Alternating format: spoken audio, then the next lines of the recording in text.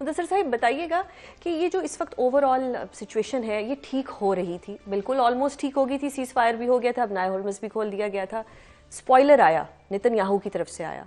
अब ये लबनान वाली जो इशू है इसको आप कैसे देख रहे हैं कि ये स्पॉइलर क्या चलता रहेगा, because no one can trust Netanyahu. अच्छा, इसमें जो लेबनान वाली जो आपकी बात है, अभी ये नहीं हुआ। जब गजा पे हो रहा था तब भी लेबनान से भी हमला हो रहा और लेबनान के ऊपर भी हमला हो रहा था। जब ईरान का इशू था, आपको पता है कि हौसियों ने भी बाकायदा तौर पर इसमें पूरी तरह जंग में साथ दिया ईरान का। अब लेबनान जब इसराइल को पूरी तरह इंगेज किए हुआ था इस जंग में, तो ईरान के ऊपर ऑब्वियसली अटैक को किसी न किसी तरह से रोकना था। तो लेबनान और ईरान अलाए हैं, इसराइल और अमेरिका अलाए। जब पहली बात हुई इस पे जंग बंदी में, तो सिर्फ ईरान और अमेरिका की जंग बंदी का मामला था, लेबनान उसमें नहीं था। अभी जो अनस ने बात की है कि पाकिस्तान की तरफ से जो कोशिशें हुई, अमेरिका को कहा गया, फिर लेबनान से बात हुई, दोनों तरफ जंग बंदी का अभी जो खबरें आप बता भी रही हैं कि वहाँ हो गया, ये चीज़ें चलेंगी। लेकिन असल जो टास्क है वो है ईरान और अमेरिका की ये जंग, क्योंकि ईरान एक बड़ा प्लेयर है इस खिते में। लेबनान पे आपको पता है पहले भी हिजबुल्लाह के हवाले से भी बमबारी होती रही है, हिजबुल्लाह से उधर से अटैक होते रहे हैं जब गजा का इशू रहा है। इसराइल का लेबनान के साथ आइंदा भी होगा। अच्छा। होगा मतलब उसमें मैं वो आपको नहीं कहना कि नहीं होगा, वो होगा। लेकिन जो असल इशू है इस वक्त है वो है ईरान और अमेरिका का, ईरान और इसराइल के हवाले से ये जंग बंदी। जब ये जंग बंदी हाइपोथेटिकली सही, अगर ईरान स्टेटेड पोजीशन पे है कि जी ये तो बंद करेंगे आप, उसके बाद देखिए अभी मैं यही कह रहा हूं, अभी ये चीजें बंद होंगी। कल को इसराइल फिर कोई लेगा प्ली के जनाब हिजबुल्लाह से हमारा ये हुआ और वो ये तैयारी कर रहे थे तो हमने ये किया, तो इसलिए हमने हमला किया। अमेरिका ने क्या प्ली ली कि वहां आप जो है वो एटमी हथियार बना रहे हैं ना अमेरिका, तो इसलिए हमने उनकी फर्स्ट रेजीम भी चेंज कर दी है, हमने उनके सारे ये भी तबाह कर दिया है, वो भी तबाह कर दिया। जब ये सब चीज़ें तबाही की बात अमेरिका ने कर ली है, तो इसी तरह से इसराइल जो है वो बार बार यही कहता है कि ईरान एटमी हथियार तैयार कर रहा है, हिजबुल्लाह से हमारे ऊपर हमलों की तैयारी हो रही है, गजा के अंदर पूरी सुरंगें तैयार कर ली हैं, हम इसलिए उसको ख़त्म कर रहे हैं। तो इसराइल अपने बहाने ज़रूर बनाएगा, लेकिन इस वक्त जो फोकस है वो उससे बहुत बड़ा है, वो है ईरान और अमेरिका की जंग का, और उसमें एक इसराइल और लेबनान का इशू पैरेलल है, क्योंकि वहां जंग बंदी होनी थी, तब जाके ये मुज़ाकरात का मामला आगे बढ़ता। ब्रिगेडियर साहब, your take on Lebanon issue.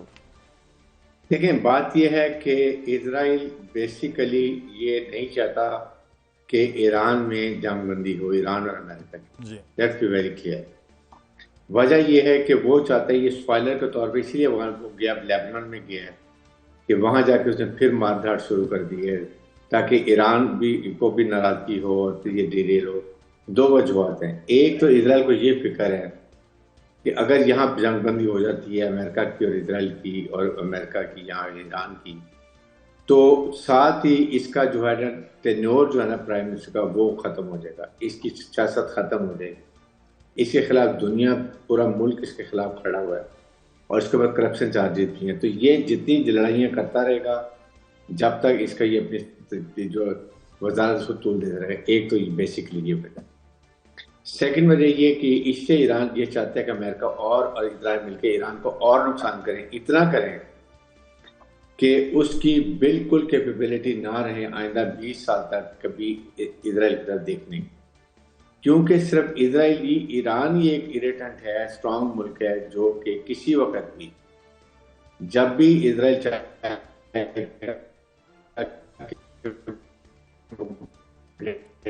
Israel कभी पे जाएगा, जब इजिप्ट पे जाएगा या सऊदी अरब की तरफ मुँह करेगा, तो कौन सा मुल्क रुकने वाला है? ये ईरान।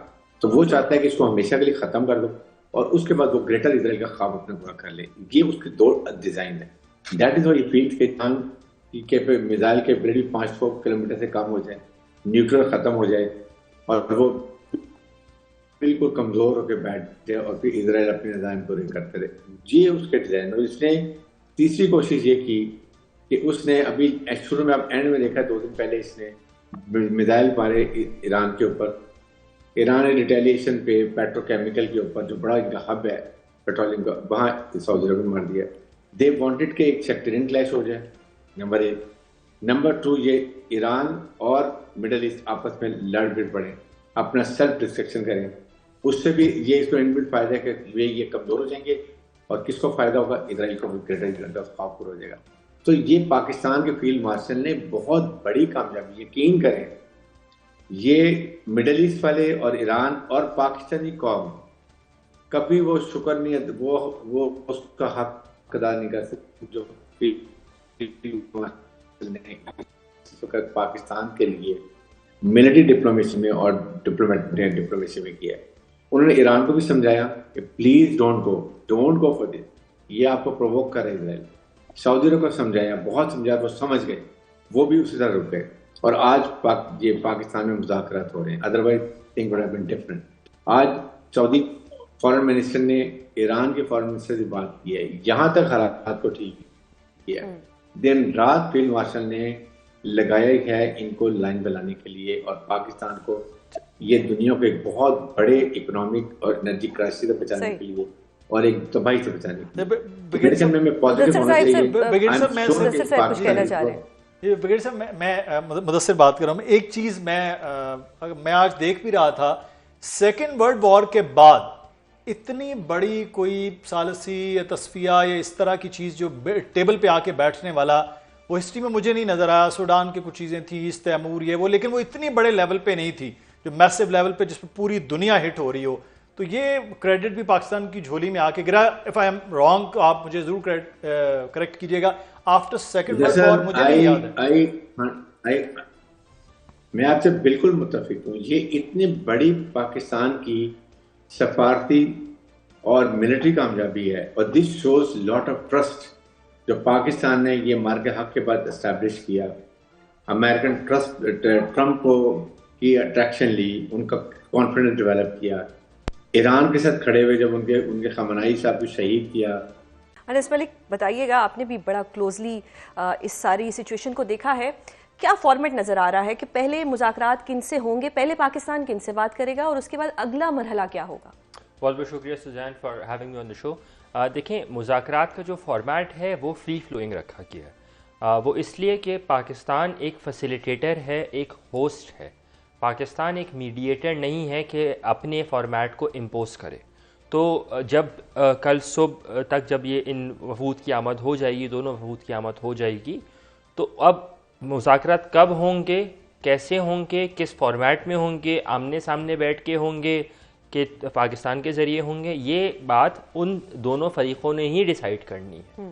और इसमें पाकिस्तान महज एक फैसिलिटेटर के तौर पर ही रहेगा, क्योंकि उसका इतने डेलिकेट ये नेगोशिएशंस हैं, ये डेलिकेट मामला रहा है कि इस्लामाबाद कहते हैं, या इस्लामाबाद की ये थिंकिंग है कि वो अपने आप को अगर कहीं से भी असर्टिव होता हुआ नज़र आएगा तो ट्रस्ट डेफिसिट जो है वो कहीं ना कहीं डैमेज हो सकता है, स्कटल हो सकता है। इसलिए इस्लामाबाद एक बैकफुट पर है। ये कहना कि मुज़ाकरात किस फॉर्मेट में होंगे, मेरे ख्याल से जब ये अच्छा, अनस, आपने ट्रस्ट डेफिसिट की बात की, ये तो रहेगा ना,